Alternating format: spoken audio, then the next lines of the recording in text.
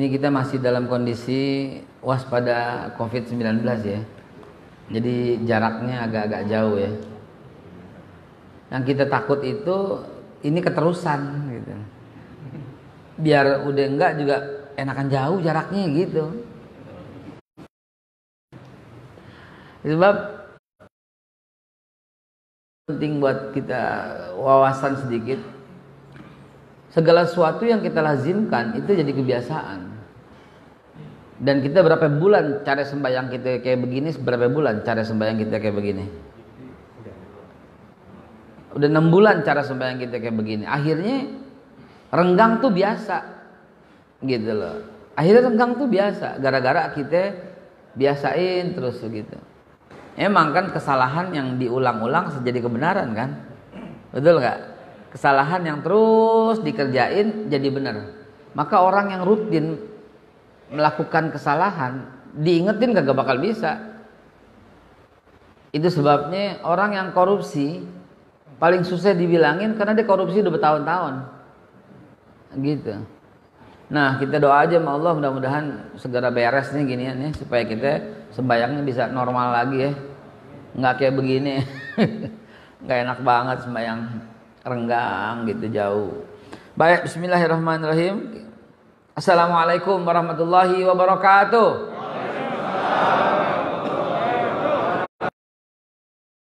Alhamdulillah wa syukurillah ala ni'matillah. Wassalatu wassalamu ala rasulillah sayyidina Muhammad ibn Abdillah wa ala alihi wa sahbihi wa mawalah. Ma'asyiral muslimin wa jumratal mu'minin rahimakumullah. Pertama yang utama kita ucapkan bersyukur kepada Allah dan bersalawat kepada Rasulullah. Lalu yang ketiga kita ucapkan jazakumullah khairul jaza kepada panitia, kepada pengurus masjid, kepada DKM, wabil khusus kepada Pak Ketua ya, dan seluruh jajaran pengurus, imam kita, masya Allah. Mana imam kita tadi? Tadi ada imam kita, mana? Oh di belakang, masya Allah, Pak Imam, masya Allah, dan seluruhnya yang saya nggak sebutkan satu persatu, tidak sedikit pun mengurangi rasa hormat. Kita ketemu lagi setelah kita lebih dari 3 tahun nggak ketemu, iya betul ya, 3 tahun kita nggak ketemu. Anda lagi bingung kenapa nih gitu ya, lagi bingung gue salah apa gitu beneran. Jangan-jangan politik mulu nih, jangan babe dulu ngomongnya keras gitu kali ya. Alhamdulillah rabbil alamin. Apapun mari kita lanjutkan. Apa itu? Hari ini kita ngomong soal sejarah tentang tahun baru Islam. Sedikit saya koreksi Bapak Ibu sekalian. Lebih dulu mana, Masehi atau Hijriah?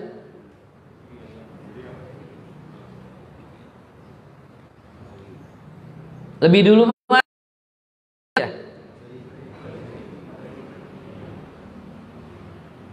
Tahun baru Cina tahun berapa sekarang? Cina udah lebih 2000 loh. Berapa? Tahun baru Cina berapa?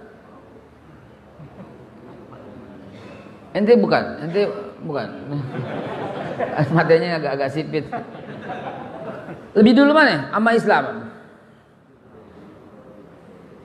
Pak, kalau patokannya Al-Quran, coba lihat. Sekarang saya mau tanya, Nabi Ibrahim puasa nggak? Puasanya bulan apa? Nabi Ibrahim puasa bulan apa? Pasti Ramadan. Ayatnya jelas kok. Syahrul Ramadan allazi unzila fihil Qur'an. Jelas kok. Dan puasanya, ya ayyuhalladzina amanu kutiba alaikumusiyam kama kutiba alal ladzina min qablikum. Jadi Nabi Ibrahim tuh puasa, dan puasanya pasti bulan Ramadan, tidak mungkin bulan yang lain. Allah sebut kok, Syahrul Ramadan allazi unzila fil Qur'an hudal linnas wa bayyinat minal huda wal furqan. Jadi tahun Hijriah itu udah ada pada zaman Nabi Ibrahim. Nabi Ibrahim berangkat haji nggak? Berangkat dong, dia panggilan Ibrahim. Berangkat haji nggak? Bulan apa kira-kira Nabi Ibrahim berangkat haji? Bulan April, Mei, Juni. Idul Hijjah dong, betul nggak? Nah jadi Pak jangan mau kalah gitu loh. Jangan mau kalah. Hitungan Islam, ntar kapan-kapan saya beberin deh. Secara ilmiah dan bisa dipertanggungjawabkan. 23.000 nih. Islam tahun berapa ini sekarang? 23.000 lebih, 23.600 sekian. Saya bisa bertanggung jawab dengan apa yang saya sampaikan karena pernah saya sampaikan di Hazanah televisi di Trans 7 dengan detail sedetail-detailnya. Kapan-kapan dah kita detailin. Ya, kapan-kapan kita detailin. Karena patokannya Al-Qur'an. Patokannya hadis. Maka tahun baru Islam ini jangan bilang Islam baru 1441, baru 1449, baru 15. Enggak. Yang tahun Masehi udah tahun 2020. Yang Cina udah 4.300. Nggak bisa. Islam tuh paling awal, min awal. Maka itu pernah ya berapa tahun yang lalu saya sampaikan berseri waktu itu tentang sejarah ya, bahwa Islam itu min awal. Jangan lagi katakan Islam dibawa oleh Nabi Muhammad. Waduh kacau Pak, kalau Islam baru Nabi Muhammad, lalu Nabi Isa agamanya apa? Gitu kan? Lalu Nabi Musa agamanya apa? Yahudi, Nasrani. Lalu Nabi Ibrahim agamanya apa? Karena nggak ada sebutan, akhirnya kita ngarang. Nabi Ibrahim agamanya tauhid. Loh, tauhid bukan nama agama. Tauhid sifat Islam yang mengesahkan Allah. Agamanya Nabi Ibrahim Hanif. Loh, Hanif bukan nama agama. Hanif tetangga saya di Condet, Hanif namanya. Hanif itu sifat namanya Hanif. Ini orang bertentangan sama Al-Quran ngomongannya. Sedangkan Nabi Ibrahim berwasiat pada anaknya, jangan fala tamutuna illa wa antum muslimun, jangan kau mati melainkan dalam keadaan beragama Islam. Jelas itu kalimatnya. Jadi kalau kita merujuk kepada Al-Quran, insya Allah Pak, insya Allah kita nggak kena terkontaminasi pikiran-pikiran orang-orang liberal. Ada lagi yang lebih aneh lagi. Ini karena kita ngomongnya nggak keluar topik dari tahun baru. Sholat gitu loh. Sholat dimulai pada waktu Isra Mi'raj. Lah siapa bilang? Jadi Nabi Ibrahim nggak sholat selama ini. Jadi Nabi Musa nggak sholat selama ini. Bagaimana dengan surat Yunus ayat yang ke-87? Nabi Musa itu orang yang sholat. Bagaimana dengan surat Maryam ayat yang ke-30-31? Nabi Isa itu selalu melaksanakan sholat di mana saja dia berada dan selalu menunaikan zakat di mana saja dia berada. Mundur deh, Nabi Ismail misalnya sholat. Perintahkanlah sholat kepada keluarganya sebagaimana Ismail memerintahkan sholat kepada keluarganya. Surat Maryam ayat yang ke-55. Bagaimana dengan Nabi Ishak? Dia memerintahkan sholat kepada keluarganya. Surat Al-Anbiya ayat yang ke-27. Surat Ibrahim ayat yang ke-17. Surat Ali Imran mulai dari ayat yang ke-45. Itu Maryam, Zakaria sholat. Kok berani-beraninya mengatakan sholat baru mulai pada zaman Nabi Muhammad? Yang lebih parah lagi, Islam dibawa oleh Nabi Muhammad. Kalau Islam baru mulai dibawa sama Nabi Muhammad, lantas apa agama para nabi? Sekarang juga kita katakan itu. Kalau Islam baru 1400 tahun, maka bagaimana hitungan para nabi sebelumnya? Gak bisa Pak. Kalau Al-Quran, Nabi Ibrahim hitungan Muharram, Safar, akhir, Jumadil Awal, Jumadil Ramadan, Zulqa'dah, Zulhijjah, Syawal, Zulqa'dah, Zulhijjah, itu paling tua setua bumi ini. Mengampuni dosa Nabi Adam pada bulan Rajab.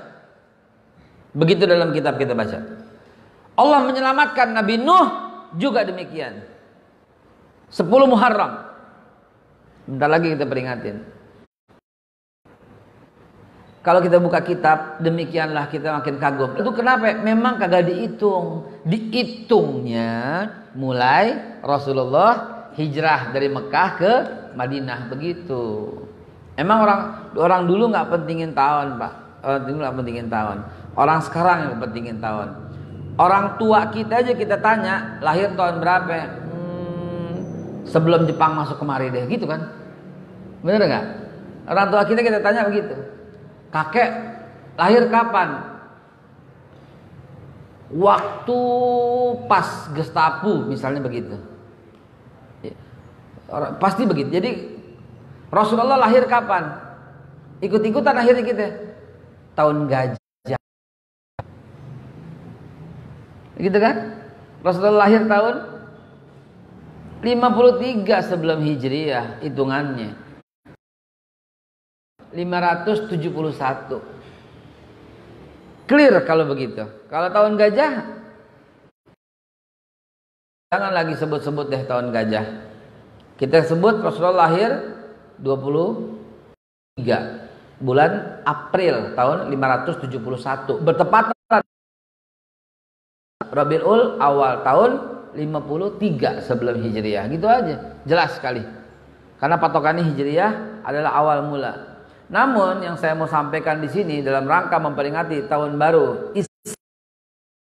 adalah latar belakang Rasulullah hijrah dari Mekah ke Madinah.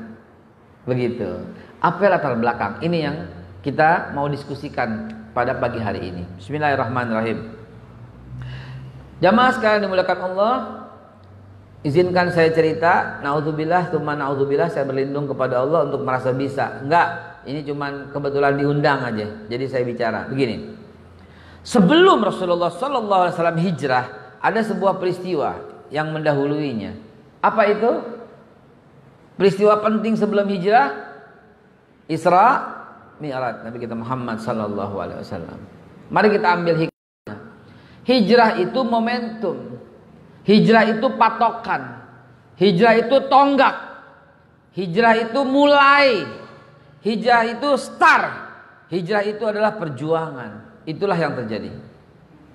Rasulullah sallallahu alaihi wasallam selama ini bukan kagak mau jadi pemimpin. Bukan kagak bisa, maaf, jadi pemimpin. Bisa. Udah ditawarin semuanya sama Abu Sufyan. Abu Sufyan, Abu Jahal, Abu Lahab, Abu Janda. Abu Janda nggak ada, belum ada zaman itu, belum ada. Abu Duda, ya. Ini rame-rame datang ke Abu Thalib. Ini salah satu yang melatar belakangi ke Abu Thalib dan menawarkan kepada Rasulullah Sallallahu Alaihi Wasallam tentang tawaran-tawaran yang luar biasa. Kalau sekarang sih ditawarin begitu, mau orang sekarang, apalagi para pejabat. Mulai. Mulai. Jamaah sekalian, Nabi ditawarkan 4. Ya, ditawarkan 4. Empat-empatnya semua jabatan yang sangat bergengsi. Apa kata Abu Sufyan kepada Abu Thalib tawarannya? Ya Abu Thalib, kata Abu Sufyan, ya. Hai Abu Thalib, bilangin sama keponakanmu. Kalimah, bilangin. In kana yuridu mulka malan ja'alnahu sayyid alaina jahalnahu aktsarana malan alaina. Kalau dia pengen punya harta, ja'alnahu, niscaya kami jadikan kepada dia, Nabi Muhammad maksudnya, aktsarana malan, hartanya paling banyak di antara kami. Kalau ini ditawarin sama kepemimpin partai, diambil nggak? Ambil. Belum cukup, ditawarkan yang kedua, lebih bergengsi lagi. In kana yuridu jahan ja'alnahu sayyidan alaina. Kalau pengen jadi jahan itu pembuat undang-undang. Nabi jadi pembuat undang-undang, bayangin. In kana yuridu jahan ja'alnahu sayyidan alaina. Niscaya kami jadikan dia pemimpin dalam membuat undang-undang di Quraisy, di Mekah Al-Mukarramah dulu, ya.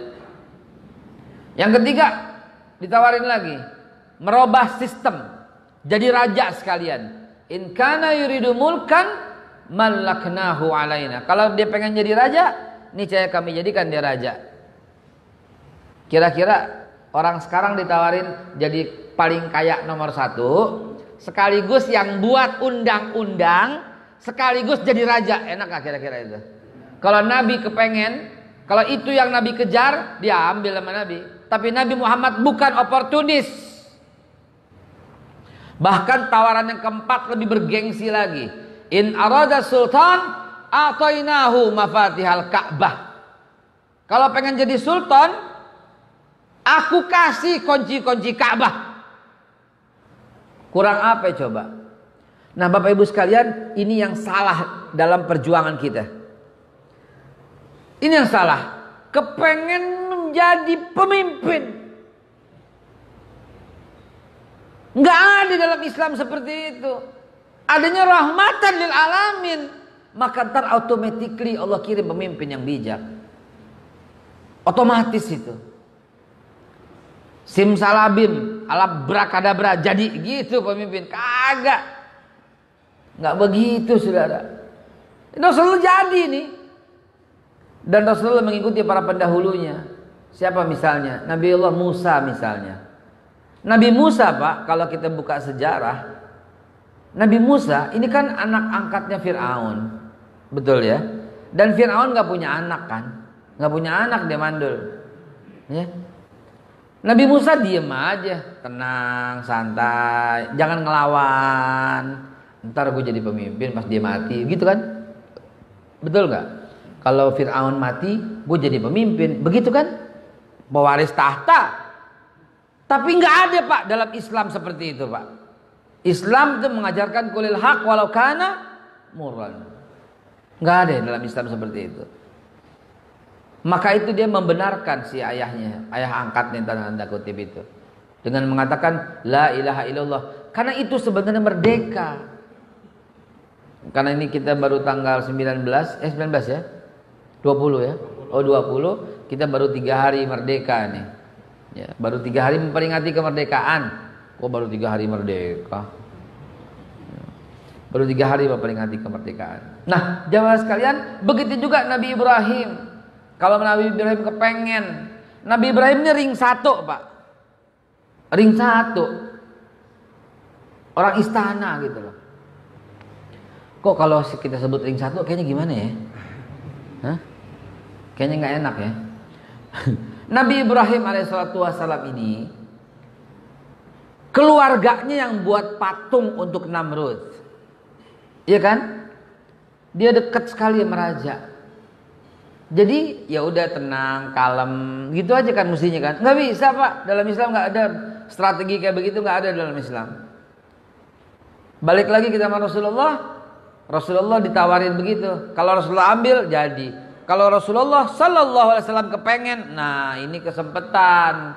Nanti gue jadi nomor 1, ntar gue atur. Nggak bisa, Pak. Nggak bisa begitu. Wallahi nggak bisa. Kalau itu bisa, itu strateginya Ibrahim alaihissalam.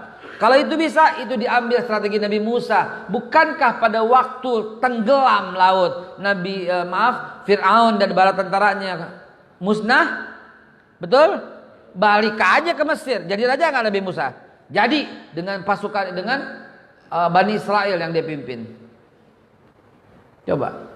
Tapi itu tidak pernah dilakukan oleh Nabi Musa.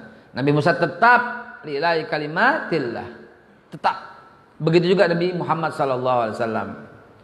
Maka ketika Rasulullah SAW tidak menerima semua tawaran itu, yang diinginkan adalah merdeka dari penyembahan kepada makhluk.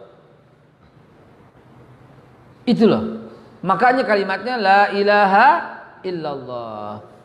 Yang umurnya hampir sebaya sama saya, kenallah yang namanya guru tauhid, kuliah tauhid, Bang Imad. Kenal ya? Siapa yang nggak kenal Bang Imad? Kenal ya Bang Imad ya? Dr. Imaduddin Abdul Rahim.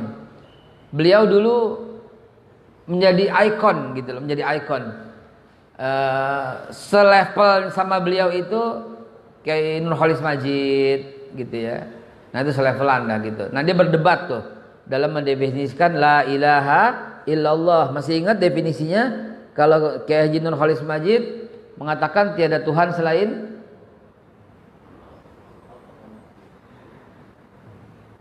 masih ingat nggak? Tidak ada Tuhan selain Nurholis Majid. Tiada Tuhan selain Tuhan. Siapa tuh yang jawab? Hah? Nah itu dia. Dulu tiada Tuhan selain Tuhan begitu ya. Lalu keluarlah buku tauhid dari Bang Imad yang membantah itu. Nah itu viral tuh. Viralnya di akademisi bukan di handphone ya. Kalau zaman sekarang viralnya di handphone. Lalu kita ingat dulu ya, Bang Imad mengatakan ilah itu adalah sesuatu yang kita pentingkan dan kita butuhkan sehingga kita rela dikuasai oleh sesuatu itu. Ini dahsyat ini pengertian ini. Segala sesuatu yang kita pentingkan dan kita butuhkan sehingga kita rela dikuasai oleh sesuatu itu. Itulah ilah.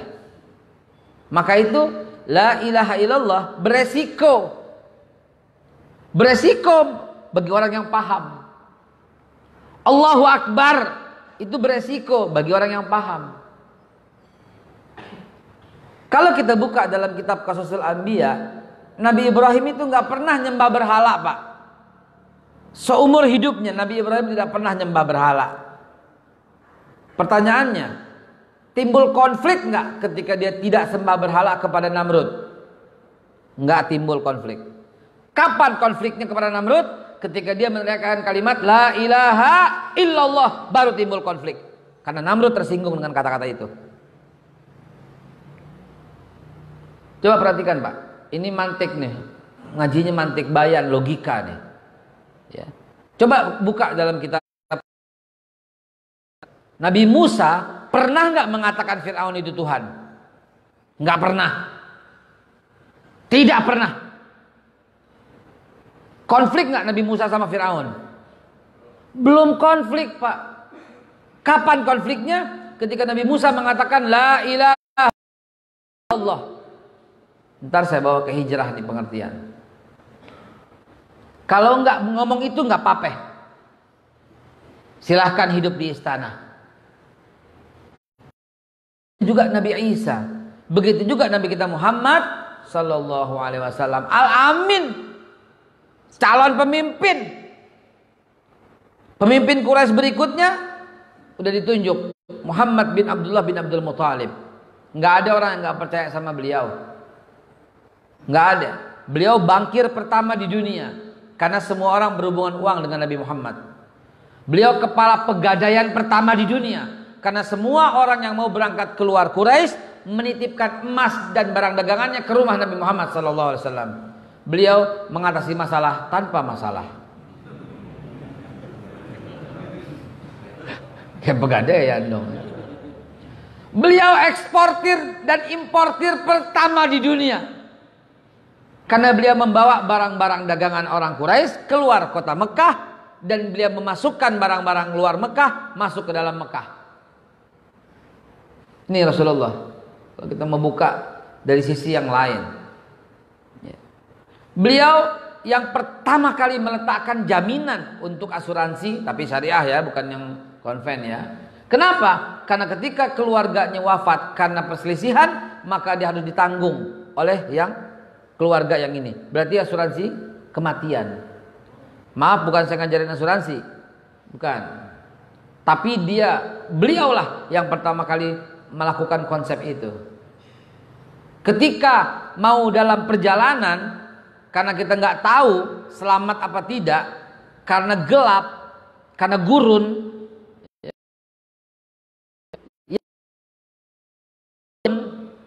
maka kita orang itu supaya kita selamat sampai ke sana, tidak nyemplung ke jurang dan sebagainya, tidak masuk ke singa gurun dan sebagainya. Itu Ibnu Hajar Al-Asqalani menceritakan hal itu.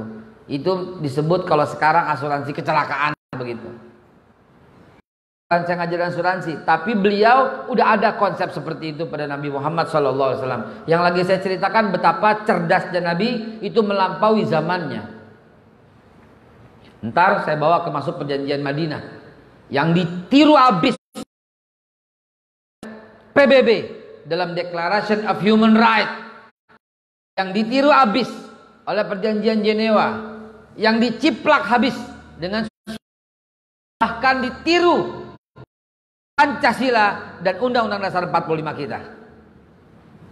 Jadi jangan pernah mengadu Pancasila dengan Islam, jangan pernah. Mainnya kurang jauh nih anak berarti. Betul? Jangan pernah ngadu. Pancasila itu lahir dari rahimnya ulama yang diambil saripati dari Al-Quran karena menghormati. Karena di sini konsepnya berbineka tunggal ika, walaupun berbeda tetap satu. Itu Islam yang mengajarkan itu. Dari mana? dari perjanjian Madinah yang nanti akan kita kupas setelah pesan-pesan berikut ini. Mestinya ada seruput kopi nih. Jamaah sekalian yang dimuliakan Allah, sampai di mana tadi? Sampai konflik ketika menyebutkan la ilaha illallah wallahu akbar baru. Jadi Rasulullah itu al-amin, orang yang sangat terpercaya dan dipercaya oleh semua orang. Tapi kenapa tiba-tiba terjadi hal ini? Karena takut terganggu wibawanya, takut terganggu berkurang hartanya, itu aja. Nabi mengajarkan la ilaha illallah, sedangkan di Ka'bah pada waktu itu ada 300 Tuhan. Satu Tuhan mewakili satu kabilah. Tuh, siapa yang datang ke sini? Kalau kagak ada yang datang ke sini, bagaimana dagangan saya? Begitu ceritanya. Begitu yang ditakutin sama Abu Sufyan. Makanya bilang jangan ngomong la ilaha illallah, jangan ngomong Allahu Akbar. Yang lain boleh. Nabi sholat itu sebelum jadi Nabi. 3 tahun 4 tahun lalu di sini, ya, dengan dalil yang jelas yang lengkap. Aku berasal dari sulbi yang suci kata Rasulullah, dan dari ayah yang suci, dan dari ayahnya sholat. Abdul Muthalib itu orang yang sholat, orang yang tawaf. Jadi membawa Nabi waktu masih suci itu sampai Ibrahim. Karena itu kita disunahkan bangun tidur, kucak-kucak mata, duduk, kita bilang apa? Asbahna ala fitratil Islam wa ala kalimatul ikhlas wa ala dini Nabi Muhammad sallallahu alaihi wasallam wa ala milati abina Ibrahim hanifan musliman wa makana minal musyrikin. Sebut itu loh, biar connect, biar nyambung kepada bapak tauhid, yaitu Nabi Ibrahim alaihissalatu wassalam. Jadi jamaah sekalian dimuliakan Allah, inilah Rasulullah, nggak ada konflik sampai ntar hijrah ya. Jadi kita cerita nggak lari dari topik hikmah hijrah, dan saya cerita sekarang latar belakang dari sebuah hijrah. Jadi Nabi udah jadi al-amin. Perempuan nggak kan banyak Nabi ditawarkan harta, wanita, tahta, nggak agak ngarang aja. Itu yang saya bacakan tadi hadisnya itu. In kana yuridu malan ja'alnahu aktsarana malan alaina wa in kana yuridu jahan ja'alnahu sayyidan alaina wa in kana yuridu mulkan malaknahu alaina. Yang keempat, in arada sultan a'tainahu mafatihal Ka'bah. Kami kasih kunci-kunci Ka'bah. 4 yang ditawarin. Dijawab sama Nabi dalam hadis yang panjang itu, ya ammi, wallahi law wada samsa fi yamini wal qamara fi yasari ala atruka hadzal amru ma taraktuh hatta yushirahullah au ahlika duna. Itu jawaban Nabi. Jangankan gituan, harta, jangankan kedudukan, jangankan pembuat undang-undang. Bayangkan pembuat undang-undang, ya udah menjadi apa itu? Yang buat undang-undang ditawarkan, nggak, matahari deh tangan kanan kata Nabi, bulan tangan kiri. Untuk aku tinggalkan perkara ini, mata raktuh, tidak akan aku tinggalkan hatta yushirahullah, sampai Allah menangkan aku, au ahli kaduna, atau aku binasa karenanya. Apa respon daripada Abu Jahal, Abu Lahab, Abu Sufyan, abu-abu yang jelek-jelek itu? Apa respon mereka? Dalam sejarah kita mencatat mereka tuh keceplosan berkata, ma'a'zama Muhammad, alangkah mulianya Muhammad. Keceplosan, ma'a'zama Muhammad. Kalau kita bilang luar biasa gitu loh, ma'a'zama Muhammad. Jadi nggak ada Pak konflik sebenarnya. Sholat boleh. Bahkan tawaran lain gantian pakai Ka'bah, betul gak? Saking mereka mau, jangan sebut la ilaha illallah, jangan sebut Allahu Akbar, silahkan pakai ini Ka'bah hari Jumat, ntar Yahudi hari Sabtu, ntar Nasrani hari Minggu, ntar Majusi hari lain. Turun ayat Qul ya ayyuhal kafirun la a'budu ma ta'budun wala antum abiduna ma'abud wala ana abidun ma'abatum wala antum abiduna ma'abud lakum dinukum waliyadin. Itulah awal mulanya. Maka mulailah serangan demi serangan kepada Nabi Muhammad sallallahu alaihi wasallam. Mulai ya, mulai direnggut kemerdekaannya. Kata kita, yang merdeka sebenarnya siapa? Abu Jahal atau Rasulullah? Ya Rasulullah, dia terbelenggu oleh hartanya. Yang merdeka sebenarnya siapa? Namrud apa Ibrahim? Ya Ibrahim, bukan Namrud. Namrud terbelenggu, nggak bisa kemana-mana. Yang merdeka sebenarnya Fir'aun atau Musa alaihissalam? Ya Musa. Sepintas kita bilang, ya Musa kalah gitu. Ketika Nabi Musa dikejar, betul nggak? Waktu Nabi Musa dikejar sama Fir'aun, seolah-olah kita lihat yang menang siapa? Fir'aun ngejar Musa. Kalau antum hidup pada zaman itu, perasaan antum gimana ikut Nabi Musa? Mati deh gue. Iya. Wah kalah gue. Wah mati gue. Wah dikejar gue. Gitu kan? Sabar, tenang. Kata Nabi Musa, perjuangan belum selesai. Lihat ntar. Gitu. Jadi jangan pernah umat Islam merasa kalah. Karena umat Islam tidak pernah kalah dan tidak pernah bisa dikalahkan. Tapi sekarang kalah, lu belum tahu akhirnya, gitu. Lu belum tahu endingnya. Waktu Fir'aun dibakar, waktu Namrud dan Ibrahim alaihissalatu wassalam, waktu Nabi Ibrahim dibakar, kira-kira pengikutnya Nabi Ibrahim bilang apa? Habis dah gua dah, habis dah gua dah, habis, hancur dah, hancur. Fir'aun udah nguasain semuanya. Aduh, kacau deh, kacau. Gitu kan? Jangan, istilahnya do not jump to the conclusion. Jangan lompat kepada kesimpulan kalau kita belum paham situasi dan keadaan. Jangan lompat pada kesimpulan, jangan. Umat Islam itu tidak pernah kalah dan tidak pernah bisa dikalahkan. Lah sekarang kalah belum tentu, lu belum paham. Berarti mulia. Kalah tidak berarti hina, tapi yang curang pasti celaka. Begitu kata undang-undang kita. Jamaah sekalian dimuliakan Allah, begitulah Nabi Muhammad SAW dalam perjuangannya. Sampai akhirnya apa? Sampai akhirnya ujiannya langsung embargo ekonomi. Kagak boleh dagang, kagak boleh jualan, kagak boleh nikah sama orang-orang Mekah dan Quraisy. Dan kalau meninggal tidak boleh dikubur di sini, di embargo. Maka Nabi dan para sahabat hanya tinggal di gurun pasir. Nah ini ending yang puncaknya. Itulah ujian. Ini semua yang terjadi adalah saringan, Pak. Saringan untuk menuju hijrah, untuk menuju Muharram tadi. Belum kelar saringan itu.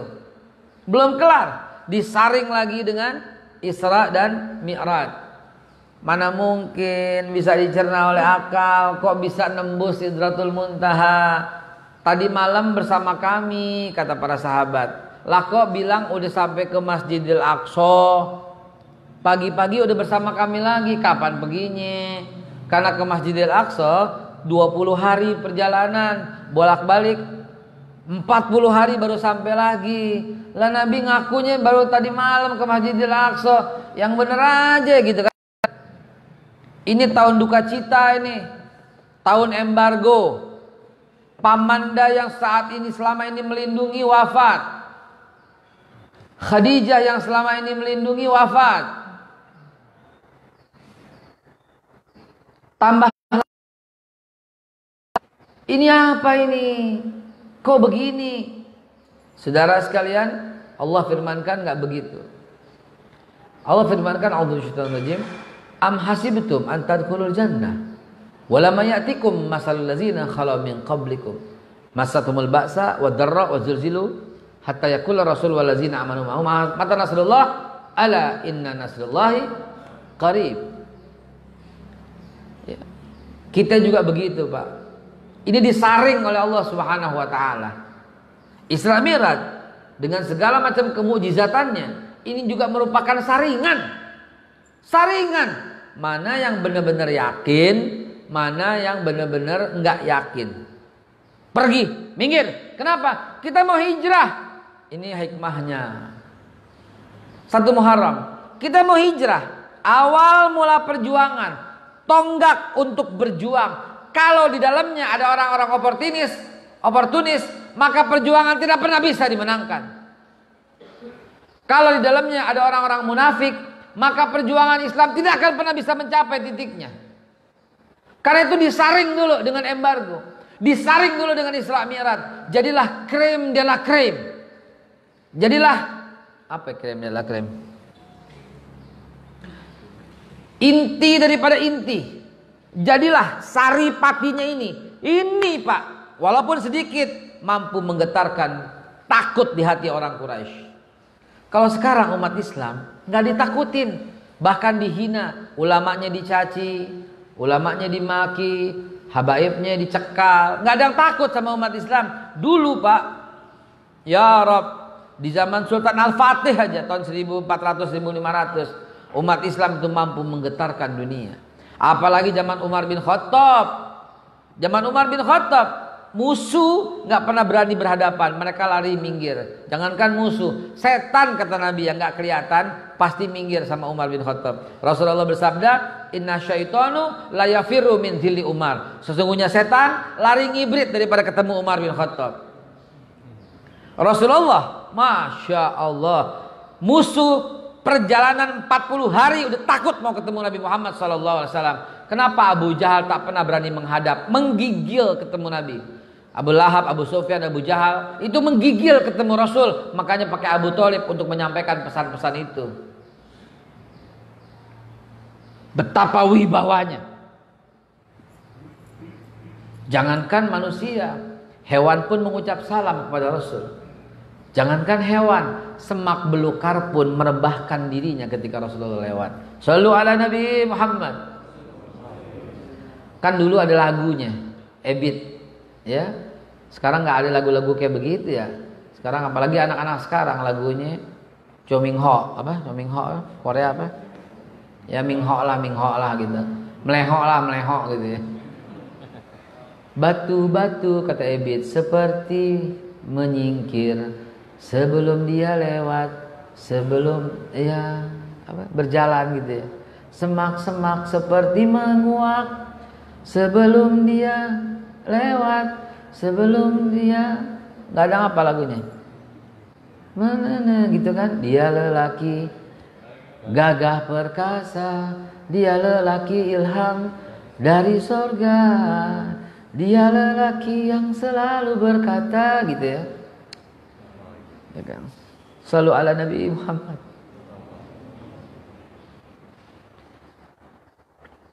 Emang enakan dulu ya. Zaman dulu masih enak banget ya. Zaman sekarang nggak ada itu yang kayak gitu-gitu ya. Kita disibukkan oleh sosial media yang penuh dengan lalai kepada Allah Subhanahu wa taala. Jadi kemuliaan Rasulullah seperti itu ditakutin. Maka musuh itu bergetar hatinya kalau mau ketemu Nabi Muhammad. Tapi sekarang enggak, umat Islam enggak punya wibawa. Enggak punya wibawa, Pak. 263 juta orang di Indonesia. 210 jutanya umat Islam nitip nyisipin satu pasal aja undang-undang dasar nggak bisa. Di mana wibawanya? Sisipin satu pasal. Pasal 6 kan pernah. Presiden adalah pribumi dan beragama Islam. Ini nggak mampu mempertahankan itu, copot Islamnya. 2000 Undang-Undang 45 masih ada pribumi. Sekarang copot pribuminya. Tinggal presiden adalah warga negara Indonesia.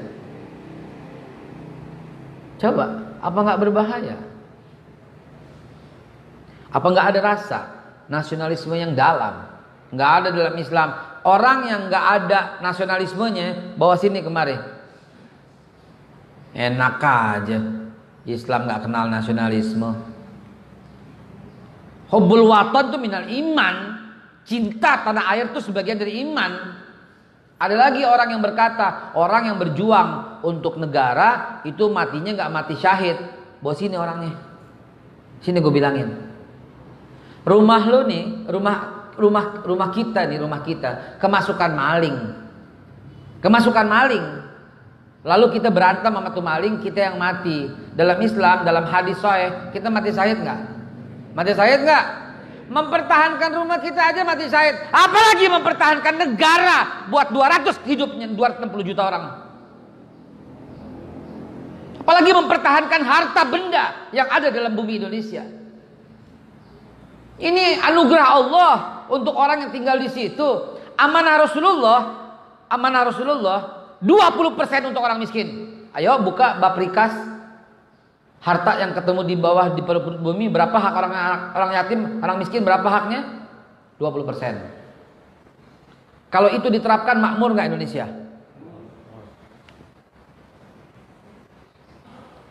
Freeport tadi kita dapat cuma 1%. Coba Pak. Makanya saya pernah tulis surat kepada Pak Presiden, pada Pak Jokowi. Bukan cuma di sini dakwahnya, kepada Pak Jokowi saya tulis surat. Dengan indah kepada yang terhormat, yang saya hormati, Presiden Republik Indonesia Bapak Joko Widodo. Saya tulis surat, nggak tahu dibaca apa kagak tapi ini. Ya artinya kalau Islam dipakai, kagak bakal kita miskin Pak, kagak bakal. Contohnya soal itu. Dan ini pun sejalan dengan Undang-Undang Dasar pasal 33. Bumi, air, dan kekayaan alam yang terkandung di dalamnya itu dipergunakan sebesar-besar milik negara dan dipergunakan sebesar-besar untuk kemakmuran rakyat. Dan ini hadis Nabi Pak. Rasulullah bilang tidak boleh dikuasai perorangan 3 hal. Apa? 1, api dan sumbernya yaitu minyak bumi. Nggak boleh dikuasai perorangan kata Rasulullah. Kedua, air dan sumbernya. Apa itu? Laut, ikan. Nggak boleh dikuasai perorangan. Amanah Rasulullah ini untuk negara. Harus dikuasai negara. Ini amanah Rasul. Rasulullah bukan cuma ngajarin sholat Pak. Rasulullah bukan cuma ngajarin zikir. Rasulullah ngajarin cara bernegara, cara mengelola sebuah negara. Yang ketiga kata Rasulullah perkebunan. Apa tuh? Hutan. Jadi hutan nggak boleh dikuasai perorangan. Itu nggak boleh, harus negara yang mengatur. Cakep nggak Rasulullah? Ini hikmahnya hijrah. Diatur sama Nabi. Di Madinah kita cerita hijrah ya. Jadi ketika disaring, yang ragu-ragu minggir dengan peristiwa Isra Mi'raj. Yang nggak yakin minggir. Yang nggak tahan penderitaan minggir dengan peristiwa embargo. Maka jadilah orang Islam yang teguh pendiriannya. Inilah yang akan membesarkan. Udah nih, udah minggir semua yang ragu-ragu, yang oportunis, yang nyari jabatan, yang nyari harta, minggir semua. Jadilah top, marko top. Ayo, sekarang baru kita hijrah. Hijrahlah Muharram dari Mekah ke Madinah. Sampai di Madinah apa yang terjadi? Apa yang pertama kali dilakukan Nabi sampai di Madinah? Membuat undang-undang Madinah. Pasal 1 apa ya? Pasal 1 undang-undang Madinah. Pasal 1 nomor 1 sama kita semua. Tidak ada paksaan. Sama kita semua. Ya Rasulullah SAW. Maaf, bukan saya banding-bandingin. Itu kejadian tahun 623, 624. Pada saat itu di Romawi rajanya Heraklius. Pada saat itu, ya, apa kata Heraklius? Karena dia raja Romawi. Karena dia Kristen, seluruh Romawi harus Kristen, kalau enggak dibunuh atau keluar dari Romawi. Di saat yang sama, di tahun yang sama, itu di Persia Majusi. Rajanya Persia Manggus berkata yang sama, seluruh negara harus Majusi, kalau enggak keluar dari negara atau dibunuh. Di saat yang sama di sebelah timur, Konfuse Cina menguasai, kalau enggak Kongfucu dibunuh atau keluar dari negara RRC pada waktu itu. Tapi Islam mengatakan apa? La ikraha fiddin, tidak ada paksaan dalam agama. Semua bisa hidup bebas di negara ini kata Rasulullah sallallahu alaihi wasallam. Coba bayangkan, ada pola pemimpin zaman itu kayak begini. Coba persamaan derajat. Rasulullah panggil Abu Bakar Siddiq, maju. Rasulullah panggil yang kontras, Bilal. Abu Bakar Siddiq, Masya Allah, Quraisy, konglomerat, kaya. Bilal, budak, asal Afrika, Ethiopia, miskin, dipanggil. Nih, kagak ada yang bedanya antara dia sama dia. Tuh Rasulullah sallallahu alaihi wasallam. Dipanggil lagi Ali bin Abi Thalib, dipanggil lagi Salman Al-Farisi. Ali bin Abi Thalib, Masya Allah, Ahlul Bait. Ya. Dipanggilnya Salman, bukan orang Mekah, Salman orang Persia. Kagak adil utamanya beliau ini berdua. Seraya Rasulullah mengucapkan ayat, Ayuhan nas, inna khalaqnakum min dzakari wa unsa wa ja'alnakum syu'uban wa qabailan lita'arafu. Inilah Bhinneka Tunggal Ika yang dicengkeram dengan baik di kaki burung Garuda. Hai manusia, kata Allah, aku nih yang ciptakan kalian laki-laki dan perempuan, dan darinya bersuku-suku berbangsa-bangsa untuk saling kenal. Karena tidak mungkin kita bisa benar-benar menyatu dan bersatu, tidak mungkin. Yang bisa kita lakukan tidak berpecah belah. Nggak mungkin bisa nyatu gitu. Karena ya Allah, kita mesti memahami apa yang Allah katakan. Wa'tasimu bihablillah, itu berpegang teguhlah pada tali Allah. Kalimatnya bukan bersatulah, tetap berpegangan. Wala tafarraqu, dan jangan berpecah belah. Yang diperintah jangan pecah belah, tapi tetap pegangan. Berbeda nggak apa-apa, tapi tetap pegangan, tetap jadi satu. Gitu kalimatnya. Maka sampai kiamat pun kita mesti bersatu. Ya belum ngaji banyak nih, mainnya kurang jauh. Nggak bisa Pak. Yang ada jangan berpecah belah. Lumrah. Maka itu kata Nabi, ikhtilafi ummati rahmat. Untuk menyatukan, Nabi buat undang-undang Madinah ketika hijrah. Awas, nggak ada perbedaan di antara kita. Islam tidak pernah mengenal suku. Maka orang yang berkata Cina lo belum ngaji dia, Arab lo belum ngaji dia, India lo, Pakistan lo, Batak lo, Sunda lo, Jawa lo belum ngaji dia, atau salah guru. Nggak ada dalam Islam seperti itu Pak. Itu Allah yang kasih. Lahir di mana emang kita bisa pilih? Kagak bisa. Mati di mana emang kita bisa pilih? Nggak bisa. Paling kita bisa milih kalau meninggal dikuburin di Al-Hakim Baki aja. Betul? Masya Allah. Gitu aja kita bisa milih. Lahir di mana nggak bisa milih. Itu hak Allah Subhanahu Wa Taala. Maka orang yang berkata ngata-ngatain suku, golongan, yo belum ngaji, belum jauh ngajinya beneran. Belum deh. Nggak ada dalam Islam yang kayak begitu. Haram Pak. Kita ngatain agak suku, haram. Lah, Pak Haikal ceramahnya suka rasis. Dibilang gitu saya nggak rasis. Saya cinta NKRI. Saya ngeritik bukan orang Cina. Saya ngeritik negara lain yang suka ikut campur.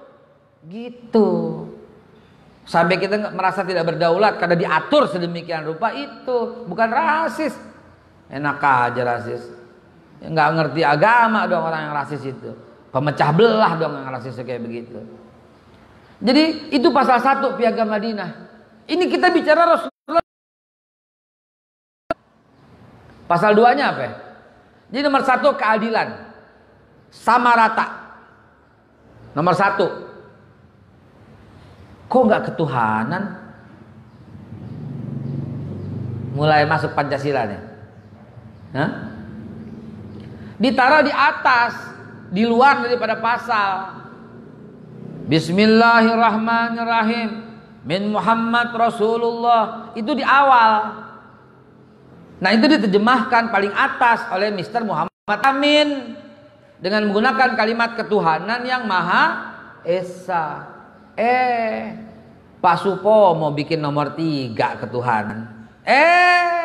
Bung Karno bikin nomor 5 ketuhanan. Bubar BPUPKI. Begitu kan sejarahnya. Betul? bubar.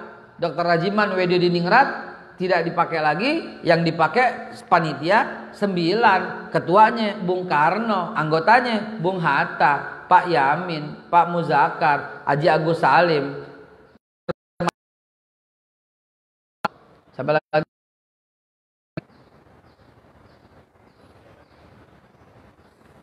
Kita mesti tahu tuh yang gitu-gitu. Daripada Hadratus Syekh Hashim Asy'ari Ananda, yaitu Kiai Haji Ahmad Wahid Hashim. Sidang.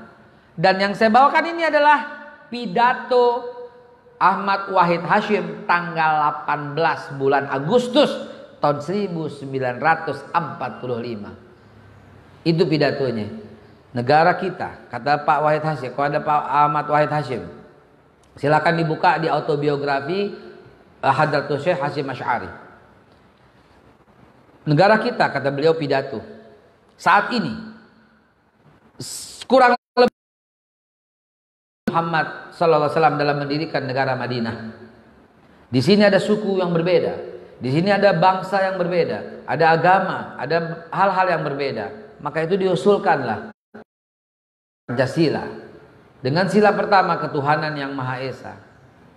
Dan piagam Madinah nomor 1 itu kemanusiaan. Itu kan dipakai yang saya bilang tadi sama Declaration of Human Rights. Sama manusia di mata, nggak ada perbedaan, nggak boleh. Nggak boleh lihat orang karena suku, ras, kulit, tinggi, pendek, kagak boleh. Tidak boleh karena rambut, karena nggak boleh, nggak boleh, nggak boleh, nggak boleh, nggak boleh. Sama kedudukannya. Begitu yang diperjuangkan. Apartheid baru kemarin, Afrika baru kemarin. Amerika sampai sekarang masih kelas, maka suku asli Indian kagak pernah dapat tempat di Amerika. Australia masih begitu, aborigin pasti kelas, masyarakat kelas bawah. Amerika masih begitu, orang Islam nggak pernah dapat tempat. Idul Fitri masih masuk, Idul Adha nggak boleh, nggak masih masuk kerja. Tuh Amerika, siapa yang bilang mereka human right? Siapa yang bilang? Bawa kemari orangnya. Siapa yang bilang coba? Mereka human right. Mesti belajar pada Indonesia di sini. Lebaran libur, Natal libur. Betul. Nih mesti belajar sama negara kita. 13.000 pulau tetap jadi satu. 714 suku tetap jadi satu. 630 bahasa tetap jadi satu. 6 agama tetap jadi satu. Ini Indonesia. Maaf. Sekali lagi maaf. Suriah bahasanya sama, agamanya sama, sampai sekarang perang nggak kelar-kelar. Coba. Badui di Saudi Arabia kagak pernah dapat tempat. Di suku asli Arab. Aborigin sampai sekarang tidak pernah dapat tempat di Australia. Di suku asli Australia. India sampai sekarang tidak pernah dapat tempat. Di suku asli Amerika. Mana yang menerapkan Declaration of Human Rights? Billahi taufiq wal hidayah udah. Jadi jamaah sekalian, karena waktunya udah cukup, kapan-kapan kita sambung lagi. Yang melatar belakangi itu Hijriah, Muharram itu. Jadi pasal 2 Piagam Madinah, pasal 3, 4, 5, 6, 7, Nabi menyatukan semua suku-suku yang ada di Madinah. Hebat Rasulullah, luar biasa. Dan ketika Nabi menyatukan semua suku-suku, bahkan agama. Ente buka pasal 8 Piagam Madinah. Ini pasal favoritnya para jenderal. Pak Jenderal, ini pasal favorit. Saya ceramah begini di depan 400 para jenderal di Hambalang. Saya cerita ini.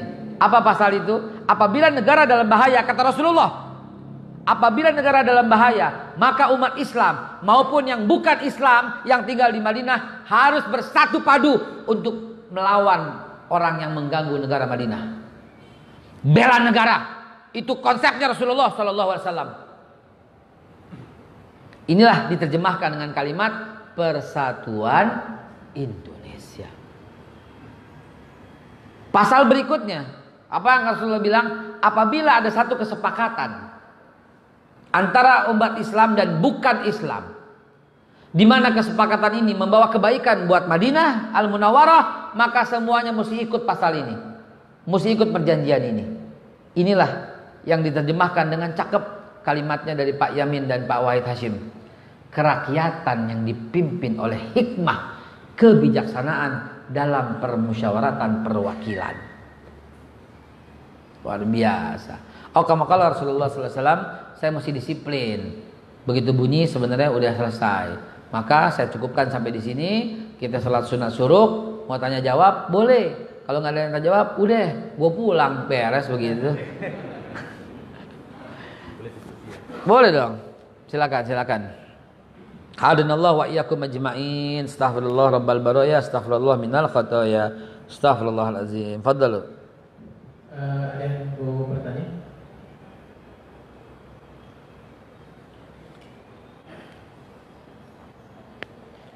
Udah nggak ada, jadi dipaksa. Udah nggak ada, jadi dipaksa. Udah. Allahu akbar, Allahu akbar, walillahil hamd. Oke, kalau nggak ada yang bertanya, kita akhiri. Mungkin Ustaz tutup dengan doa. Nggak ada yang bener nih. Alhamdulillah.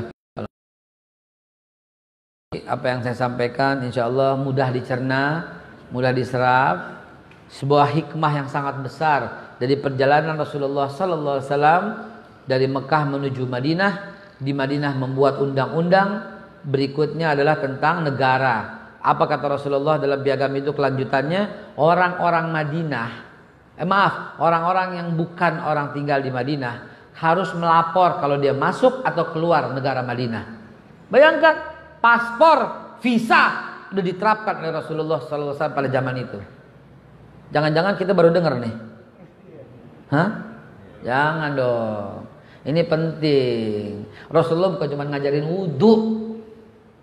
Rasulullah bukan cuma ngajarin zikir. Rasulullah bukan cuma ngajarin sholat, puasa, haji. Bukan.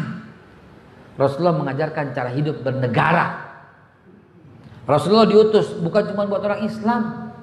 Rasulullah diutus buat semua umat manusia. Wa ma arsalnaka illa kaffatan linnas.